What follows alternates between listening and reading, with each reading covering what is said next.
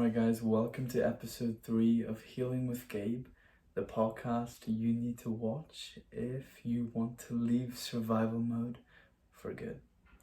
Okay, so in this episode, I'm going to talk about a few lessons that I learned to help me heal my nervous system, but also just be happier in general.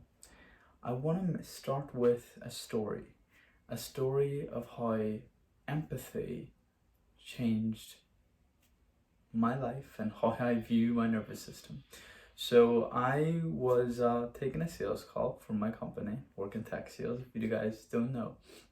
And we're a legal tech company, so I was talking with a Caribbean attorney, Alicia. I was on video call with her. She was very angry. Her tone was rough.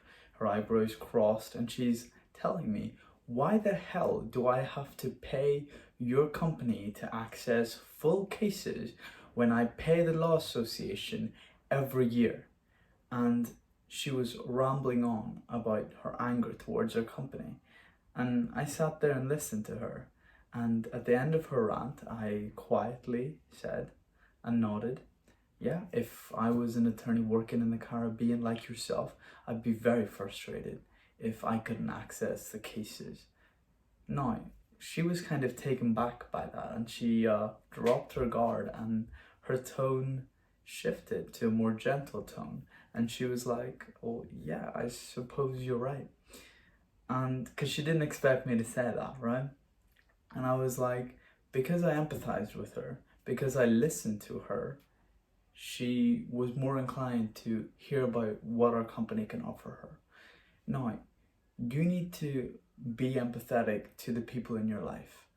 So the next time your wife asks you to help her with the dishes, instead of being reactive, instead of shouting at her, try to put yourself in her shoes. She's had a long day of work and she comes home to a messy kitchen.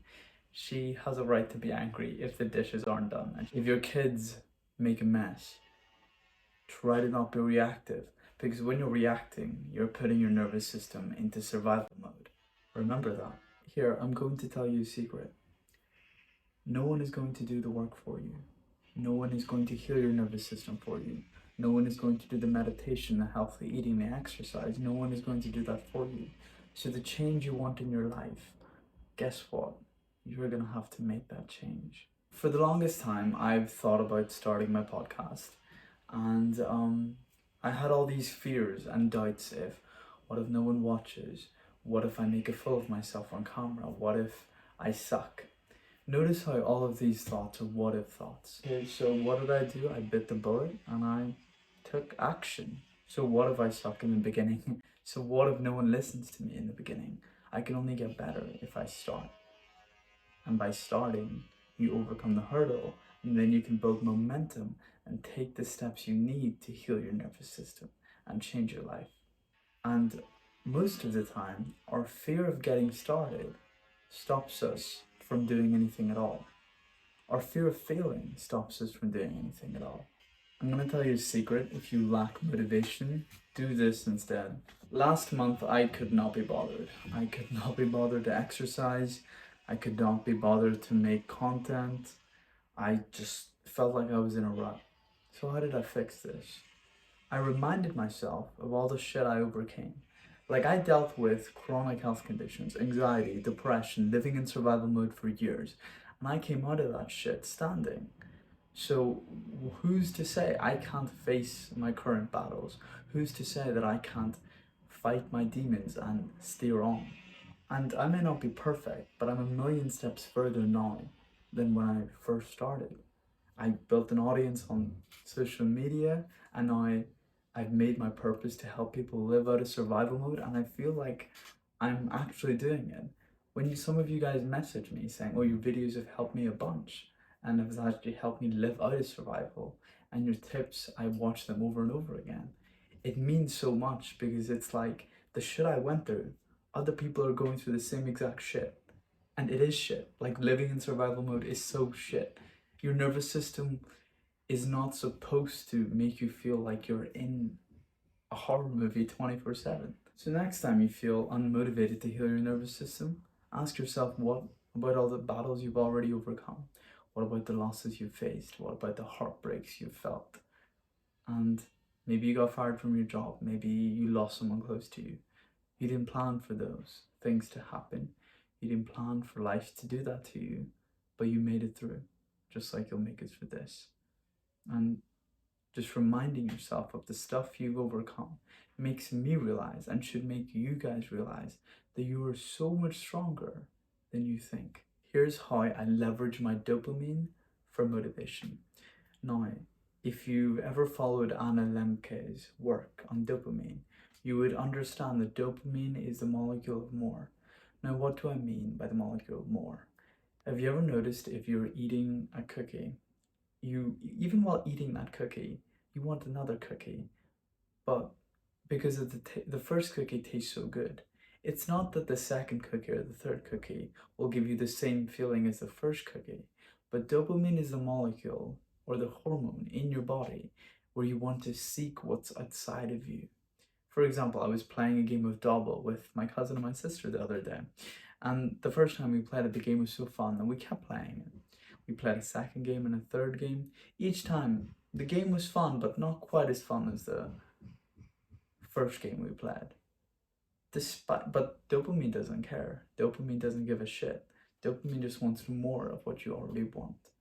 So this is why negative habits that release dopamine, such as scrolling on your phone, watching Netflix, watching the second and third episode of that Netflix show, you're gonna think it's gonna feel as good because the dopamine is a pleasure for seeking, and it's gonna make you think that seeking that next episode, eating that fifth cookie, is going to feel as good as the first episode in the first cookie, but it won't.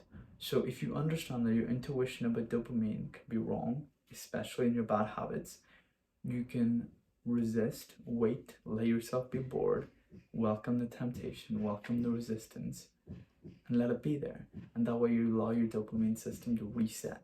You need to learn to celebrate yourself in the micro wins, because no one knows the stuff you've been through. No one knows the stuff I've been through. And the thing is, a lot of us are facing living in survival, living with a dysregulated nervous system, yet all these people, your job, your family, your friends, have all these expectations and responsibilities of you, and it's not easy. So take the time to celebrate yourself and remind yourself of everything you've overcome, and tell yourself that you're proud of who you are. And don't diminish your self-worth. You can have negative thoughts, you can have intrusive thoughts, and they can break you down, and that's fine. But you don't have to believe them. That's the whole point of meditation, to get distance from those thoughts. But also remember to celebrate yourself. Take time for yourself. You're going to die. Make the decisions that you would regret not making if you know at the end of your life. In 5 years, would you regret not making this decision? I can't speak. Not booking that ticket, not starting the business, you probably would regret that. So make those decisions. For the next 90 days, I've committed myself to just being locked in. No more hanging out with people that drain my energy. No more partaking in activities that drain my energy, like drinking, like excessive social media. Locked in. The power of focus is underestimated. I am in Madrid right now, and I'm living alone, and I'm learning a lot about myself. And one of the reflections I had was, you really need to prioritize your mental health. As in, you need to be selfish with your mental energy. I don't care how many people might depend on you to be their therapist. You need to be your own therapist. No one deserves to take any pieces of the puzzle from your mental health. And ultimately, if your mental capacity is at its peak, only then will you have the energy and the mental energy to actually help other people. So prioritize your mental health. Like, I was hanging out with a few friends, and I noticed one of the friends I would hanging out with her would not give me as much energy as I did in the beginning. In fact, it was actually taking up a lot of my mental space. It was actually taking up a lot of my mental energy, maintaining that friendship. So I decided to ask her for some distance. And it was very hard because I grew very fond of this person, but I still had an intuition that it was what I needed to do. And I did it. And yeah, the first day I felt like shit, but now I feel much better. So ask yourself, is there anyone that you regularly hang out with or speak with? Could be your family, could be your friends, could be even a significant other. Notice how your energy feels the moment you hang out with him, because how your energy moves and how you move affects every single thing in your life. How you treat yourself, how you talk to yourself, how you show up for yourself affects the results of your life. It's how you stand in a meeting. Do you stand up tall? Do you sit with your spine straight? Do you speak, or do you tell yourself that you have nothing important to say and that no one will value what comes out of your mouth? Because when you move with love and you start treating yourself with love, you'll start making decisions about someone you care about. A really helpful analogy is pretend you swap bodies with the person you love the most. The person you absolutely love the most in the world. Could be your mother, could be your best friend. Now say you swap bodies with them and you have to live with them in their body for a month. How would you treat that person? What food would you put into that person? Would you exercise? Would you sleep better? How would you talk to that person? Okay, no worries. You'd probably talk to them with love. Now do the exact same for you for the rest of your life. Make a promise to yourself that you'll do the same with the rest of your life. Because living in survival mode, you probably have quite intrusive negative thoughts that beat you down, which has been repeated and conditioned into your brain. And because of that, you probably beat yourself up for everything and you're very reactive. And if you want to stop being reactive, you need to start treating yourself with love. Treating yourself with love will feel so uncomfortable at first because you're not used to it. If you're a person that was always too self-critical of yourself, exercising, meditating, building good habits, all that stuff will feel uncomfortable and unnatural because it is not what you're used to. But repetition will help form the habit, and slowly the neurons in your brain for those actions will get stronger and stronger. The negative thoughts of being in survival mode will get weaker and weaker the more you do actions and repeat thoughts that are serving you. I'm going to tell you why meditation is a superpower. Even though meditation is about not clinging and allowing everything to be as it is. In fact, in a lot of ways, meditation is about doing less than what you're already doing. So it's actually about putting less effort than you're already putting in. Because instead of being distracted by your mind and all these thoughts, you're actually sitting back and observing. You're observing your mind. You're letting the voice in your head go crazy if it wants to. You're observing your body and the sensations and the breath. But what happens when you start observing is pretty incredible. You start freeing up energy to focus on the present moment. And what happens when you focus solely on the present moment? You enter flow. And flow can boost your productivity by 500%. Flow is that experience that sometimes athletes are familiar with when they're, playing a basketball game. You're aware of the ball, you're aware of the court, you're aware of the players on your right hand side, left hand side behind you, you're aware of the timer, you're aware of the distance you are from the hoop, you're just fully immersed into the experience, you're in the now, time slows. That experience can happen to you in this moment. All the bad habits that you're doing, you're in survival mode and you're out of flow, essentially. Meditation and flow is essentially the same thing to me. But it takes consistent meditation or consistent mindful moment-to-moment consistency to enter flow. Changes the way of your life. Instead of being afraid of it, what would happen if you just moved into change? Honestly, ask yourself, what would happen if you just moved into the thing that you're afraid of doing? Because what you fear doing is usually what you most need to do. I realized I needed a new environment. So I booked a ticket to Spain and I'm living in Madrid for 1 month. I was so scared. I knew no one. I know no one in this country. But I moved there. And I was so anxious and I had all these fears and doubts that my mind was just echoing into me, almost making me not want to do it. But I plummeted through and I am happier than I've ever been. Already met some amazing people, made some new memories. Every evening I just go explore the city and it's amazing. So instead of being afraid of change, instead of being afraid of being alone if you're in a relationship, instead of moving away if you've been lived in the same country your entire life, why don't you just make the change? Why don't you just book the ticket? Why don't you just send the text? Why don't you just have that conversation? If you always wanted to start your own business, why don't you, instead of just talking about it, you file the paperwork for your LLC? If you've always wanted to make content, why don't you just pick up the phone and press record? If you can learn this one lesson from Buddhism, I promise you, you will live a happier life. And you don't have to change anything about your current life. Stop desiring. I'll tell you a story. Let's say you're going to the beach and the water's really cold. And the water feels cold against your skin, you got goosebumps, you're trembling, you're shivering. It probably feels very uncomfortable. Your mind is probably screaming at you saying, get out, this feels uncomfortable, why are you in the water? But what is really keeping you unhappy? Is it the coldness of the water, or is it your perception of the coldness of the water and your perception that it's uncomfortable? It is your desire to not be cold that is keeping you unhappy. And it is your desire that keeps you unhappy in life. Think about this. If you wanted to be a millionaire and you're not a millionaire, and this really bothers you, it is your desire to be a millionaire that is keeping you unhappy and unsatisfied. It's called dukkha in Buddhism, unsatisfactoriness. But what if you just stop desiring? What if you just let things go and let things flow and let everything be as it is? Just be curious as an experiment. Stop desiring for your current experience to change and just see what happens. You might feel better, you might not feel better, doesn't matter. A slippery slope.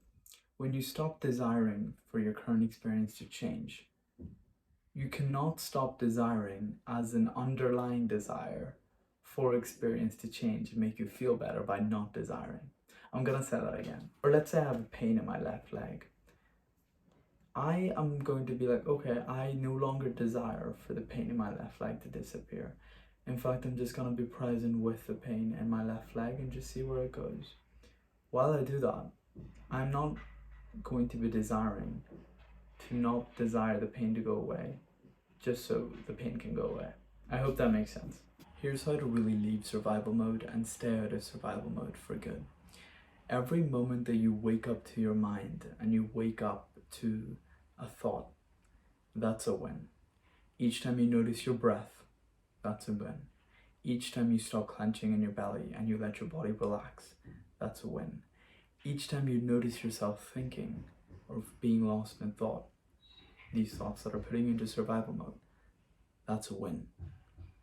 And over time, your wins will accumulate and you have to stop feeling guilty about going back into survival mode and let yourself feel that pain. Let yourself be still.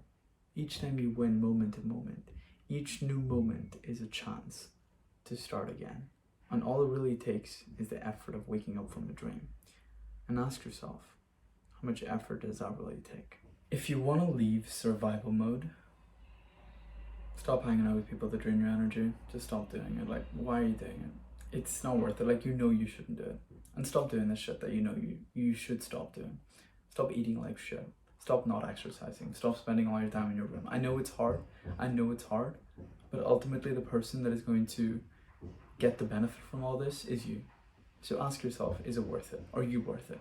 Because if you decide that you're not worth it, then no one can help you. You can't help you because you don't want to help you. But Jordan Peterson said, treat yourself like someone you love.